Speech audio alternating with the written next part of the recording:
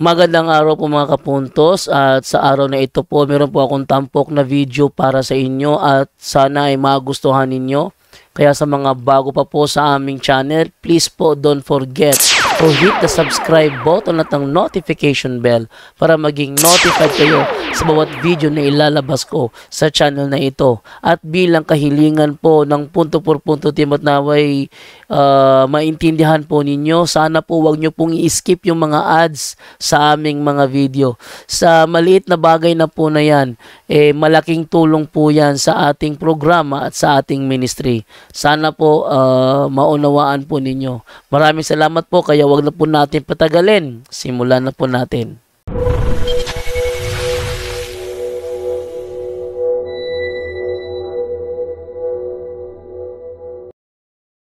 Alright, so Pastor Eric, ang ano kasi parang nabubrodan ako dito sa pinopost mo na topic, no, salvation through faith alone.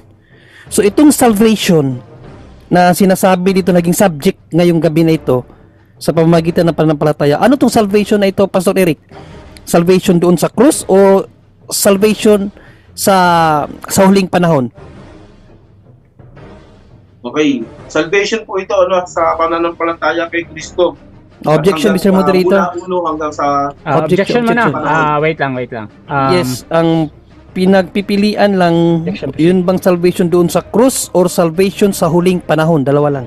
Ayan, so ang pagpipilian dito pala yung sa krus o sa huling panahon. Bro Eric, pipili ka ba or counter object ka muna? Sagutin na lang po natin kasi nasagot ko na po eh. Anong pinipili mo muna? Opo, parehas po yan, Bod. Both sa krus at saka sa huling panahon. Okay, so proceed, 20 seconds. Sa pagtubig ni Kristo sa sanlibutan, upang ang sino mang sa kanya isip palataya ay magkaroon ng wika ng buhay na walang hanggan. So, both po yan hanggang sa katapusan po, no? Ay wala na pong pagkawalayan, wala na pagkakilala ng katotohanan, pangangaral ng ebanghelyo, ay tinatakan ng wika. Next question. Ay nangaligtas. Next question. Okay, dahil kasali pala dito ang salvation sa huling panahon, ibig sabihin, yung salvation mo sa huling panahon na i-revealed na sa iyo. Yes, ay sa biyaya ng Panginoon. Kasi ang buhay po natin, nabubuhay tayo sa pananampalataya. Yan ang nagiging problema po natin, no? Isa ganitong bagay na tayo'y nabubuhay sa pananampalataya. Kaya maliwanag yung mga talatang binigay ko sa pamamagitan ng pananampalataya. So, hindi po ito isang bagay na next question. Next question. Dahil na-revealed na pala sa'yo, mali ba si Pedro sa sinabi niya dito sa 1 Peter 1:5? Who are kept by the power of God through faith unto salvation, ready to be revealed in the last time. Ang salvation ni Pedro, ready to be revealed in the last time na.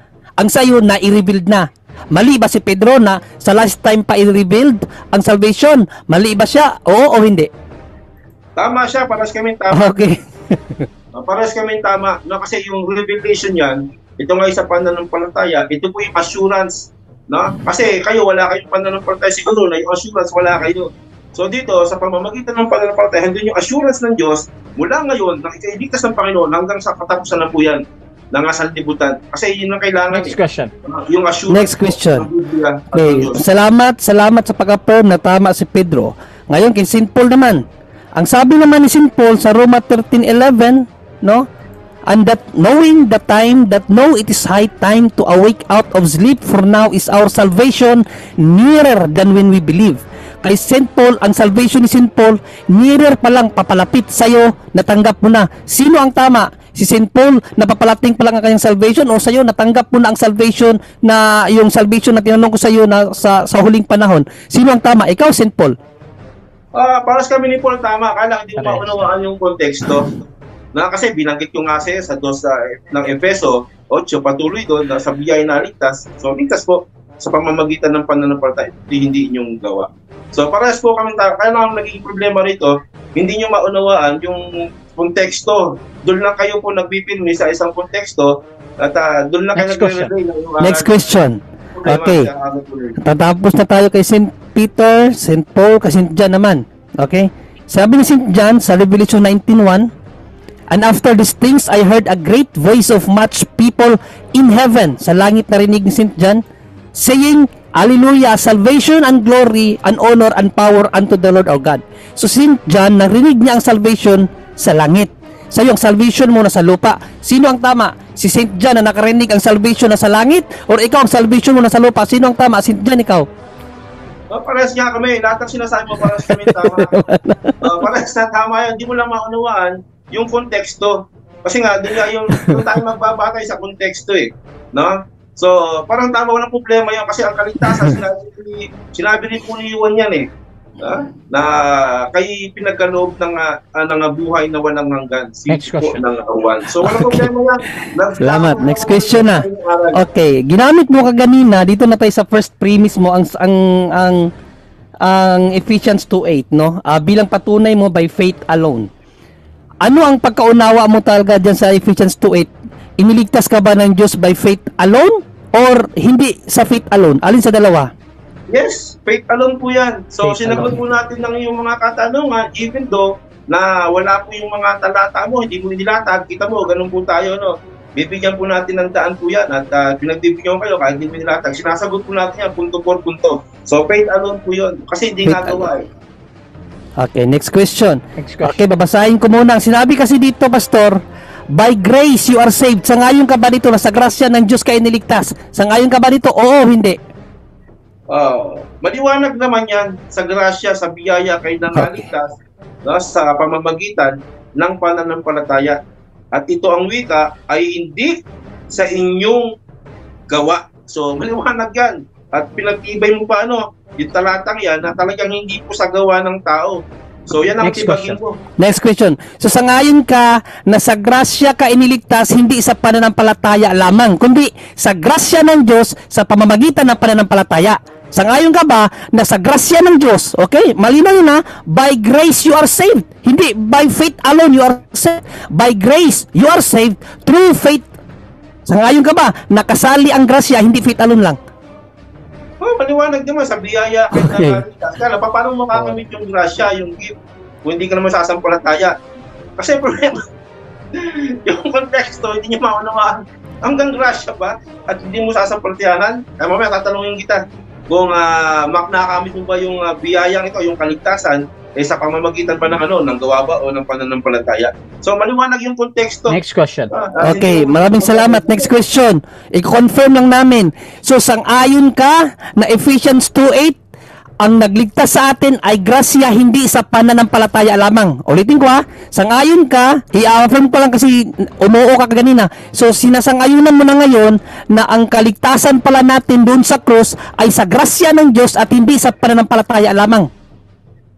Mali ang unawa mo. Mali Kaya nga sabi ko, nagbibitaw ako na malalalim. Objection, Mr. Moderator. Objection. Objection, proceed. Negative. Namaratan siya sa akin, mali ang ang unawa ko. Wala akong unawa, kaya nga kinonfirm ko para hindi ako magkamali, Mr. Moderator, no? Malinaw ang sagot niya kagaya sa tanong ko. So sa Ephesians 2:8-9, sangayon ka ba? Itong tanong ko sa kanya, na by grace you are saved through faith. Ibig sabihin hindi lang faith kasi andyan ang grasya So nangayon siya, Mr. Moderator, na oo na siya. So i-confirm ko ngayon kung yung pagsangayon ba niya na sa grasya tayo iniligtas sa pamamagitan ng pananampalataya, hindi sa pananampalataya lamang. I-confirm ko lang, hindi, Mr. Moderator. Bakit niya sinabihan ako na mali yung unawa ko sa kanyang sagot? In-affirm niya Okay. So, counter objection dito. Counter tayo. Talaga naman wala sa pang-unawa niyan Kasi nga, hinahatulan niya ako, binibintangan tayo, nasa biyaya at hindi ito sa pamamagitan ng pananampalataya. Maliwanag yung tanong ko, kahit i-review nyo pa yan, sa pamamagitan ng pananampalataya at nasagot natin. Okay, so ganito ha. Ang pagpipilian kasi dito, Pastor, yung oo at hindi tama or mali ha. So, ang gusto ko lang madinig lang, importante sa akin, na sang-ayon ka ba daw doon sa sinabi ni Brother Junri na sa grasya at hindi sa pananampalataya lamang. Sang-ayon ka ba daw doon? Yes or no? No, kasi instrument fallacy yung kanyang tanong. False of dilemma yan. Unang-una, wala akong sinabi na sa grasya, naligtas at hindi sa pamamagitan ng pananampalataya. Naligtas ka, biyaya ng Diyos sa pamamagitan ng pananampalataya. Yun yung sinabi ko. Kaya huwag kang magbibintang. Yan ang problema. Magamit tayo ng mga strawman. Ay, pakikita mo kaibigan. Next question. Okay, next question. Okay, malinaw. No, nag-no ka ngayon sa moderator. Alin ang tama mong sagot? No? Kasi kanina, nag-oo ka eh. Inulit pa ka ng moderator eh. Tanong ko sa'yo, sangayon ka ba na sa Ephesians 2:8, by grace through faith tayo naligtas, hindi by faith alone you are saved. By grace, andun ang grasya. Ang grasya ng Diyos sa pamamagitan ng pananampalataya, ibig sabihin hindi faith alone. Nag-oo ka. Ngayon naman, sabi mo naman hindi. Alin ang totoong sinabi mo dyan na dapat paniwalaan? Yung una mong sinabi na oo, by grace through faith? Or ngayon naman, hindi by grace through faith? Alin ang mali dyan? Yung parang sinabi ko, ang mali lang yung pag-unawa mo. Objection, Mr. Moderator? Objection time stop. Yes, kung maaari, Mr. Moderator, alisin niya yung pambibintang na mali ang unawa. Wala ang akong itawa eh. Kaya nga clarify, Mr. Moderator, clarification question na to eh. Alin ang dapat naming paniniwalaan? Okay. No? Kung yun bang una niyang sinabi na oo, kasi malinaw yun, naka-record to, hindi mo na maididina yan. Nag-oo ka na by grace through faith. Hindi sa pananampalataya lamang, but by grace through faith. Dalawa yun eh, grace at faith eh. Okay. Ngayon naman, nasabi niya, hindi by grace through faith. Alin ang tama doon? Okay. By grace. Yun yung objection. Pastor Eric, meron ba? Sinabi ko na po na pareho kung tama ang sagot ko. Nagtanong siya ng parang tama ako. Parang tama. Okay, so ganito kapatid. Categorical yun. So ganito, ang pagpipilian kasi, unang-una, ito yung judgment ko, ang pagpipilian, yung una or yung sa next. Ngayon, sabi ni Pastor Eric, yung pareho. Ngayon, tinatanggap ko yung word na pareho, pero yung karugtong doon, kahit it doesn't follow or not para sa kabilang panig, nasa audience naman yan. So, Pastor Eric, proceed ka sa yung sagot ulit na pareho. Hindi po tayo nagbago ng sagot, pareho kung tama yung sinagot po natin. Ang mali lang yung tanong niya, pagkaunawa niya. Hindi ko sinabi na sa biyaya lang naligtas at walang basa, hindi sa pamamagitan ng pananampalataya. Guni-guni niya lang yun. Wala po tayo sinasabi nun, kahit yun pa yung video. Next question, last 1 minute. Next question. Sa Titus 3:5 na binanggit mo, kasali ba dyan sa pangangaral ni St. Paul ang paggawa ng mabuti? Oo o hindi? Oo, hindi. Objection, Mr. Moderator. Objection, bro. Proceed. Ano po yung related na tanong niya? Kasama ako sa sinabi ni Pablo na paggawa ng mabuti? Hindi. Ganito, paulit na lang. Sulitin ko na lang. Paki-stop po na yung time, Mr. Moderator. Malago yung dating. Ang second question ko, Mr. Moderator, Pastor Eric, dito sa ikalawang premises mo, Titus 3:5, no? Na kung saan, basahin na lang muna natin, no? Premise naman to, naka-stop naman yung time. Iniligtas niya tayo hindi dahil sa ating mabubuting gawa, kundi dahil sa kanyang habag sa atin. Tayo iniligtas niya sa pamamagitan ng Espiritu Santo na naghuhugas sa atin upang tayo ipinanganak na muli magkaroon ng bagong buhay. Ito ang tanong ko sa iyo dito, no, kung babasahin natin ang tuloy-tuluyan, pinagbabawalan ba tayo ni San Pablo na gumawa ng mabuti para sa ating kaliligtas? Oo o hindi? Oo, hindi. Pinagbabawalan ba daw? Hindi po tayo pinagbabawalan ni Pablo sa talatang ito. Kaya lang mali yung unawa mo sa konteksto. Hindi po tayo pinagbabawalan kasi kapag nasa kaligtas ka, kaagapay yung mabubuting gawa. Kaya lang hindi mo maunawaan yung konteksto. Kasi maliwanag dito na sinasabi na dahil sa mga gawa ng katuwiran, hindi sa gawa ng katuwiran nating sarili na kanyang kaawan, ay naligtas tayo. Next question. Hindi yung gawa na pinagbabawalan. Next question. So kung hindi ka pala bawalan ni St. Paul na gumawa ng mabuti, yun bang paggawa ng mabuti, ikaliligtas ba yun? Ayon sa hukom ng Panginoon sa huling panahon, ikaliligtas ba ang paggawa ng mabuti? Oo o hindi? Sa pananampalataya, hindi yun. Objection, Mr. Moderator. Time stop muna. Objection?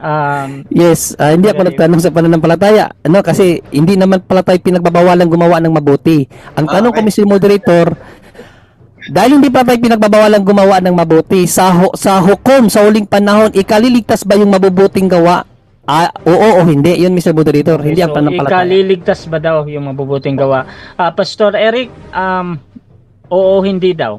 Or counter-object ka muna. Hindi po yun ang kaligtasan Hindi. kasi may talo nga tayo eh. Kaya nga Time. 10 minutes time Okay. na. Segundo na lang yun mga kapatid ha. So dyan nagtatapos ang ating first cross ng ating negative sa affirmative. So bago natin puntahan ang ating negative first stand, shoutout muna sa ating nasa live kay Freddy Carbado. Nalilito na si Pastor. Shoutout din kay Elmer Chavez. Congrats in advance bro Eric. Cherry picking lang ang style ni John Ray. Puro out of context ang inawa niya sa mga talata na ginamit niya. Shoutout din kay Erwin Abellena. 1 Corinthians 1:18, luwas na si Paul. Brother Jose Bayre, matibay daw na wala nang maimik. Hehe, ikot-ikot lang. Shoutout din kay Aguila MJ, kulto talaga RCC, gusto nila sa gawa. Ang gawa, tinunglo, Galatia 3 verse 10. Shoutout din kay Raquel Mabali, biglang bawi si Pastor. Shoutout din kay Erwin Abaliana, confused si Junri. Shoutout din mga kapatid dito kay Jason Gulong Santiago 2:17-22. Makikita ninyo na bunga ng pananampalataya ay mabuting gawa. Amy Alfonso, pero support me kay Bro Eric. Sana matibay niya view ni Bro Junri. Hello po Bro Brad Junri. At shoutout din kay Joel Manalad. Imagine mo, alam mo sa sarili mo na wala pang katiyakan sa sarili mo na maligtas ka. Tapos anti-faith alone ka pa. Libre ang kaligtasan, walang kailangan gawin. Tapos ayaw mo pa sa faith alone. Ha. At yun. Tuloy-tuloy tayo dito, Brother Junri, para sa yung negative presentation.